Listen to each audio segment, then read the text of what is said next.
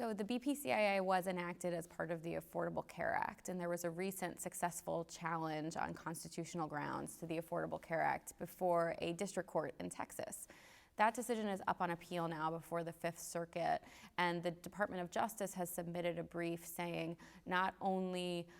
should the Fifth Circuit affirm that decision, but it should further find that provisions of the Affordable Care Act, other than the individual mandate provision, which is the subject of the constitutional challenge, should be found to be not severable from the rest of the statute, meaning that if one provision of the statute goes down, so too should the rest of the statute. And so the question of whether the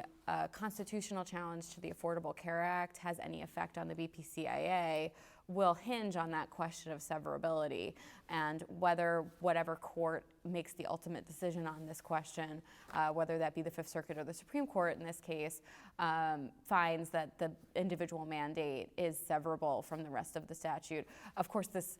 doesn't matter if the courts ultimately decide that the individual mandate provision is constitutional.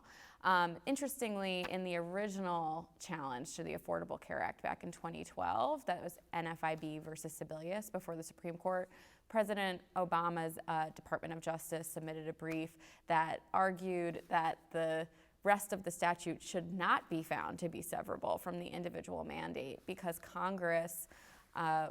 would not have enacted the entire statute without the individual mandate provision. So it's interesting to see the Obama administration and the Trump administration, taking essentially the same position on the same issue.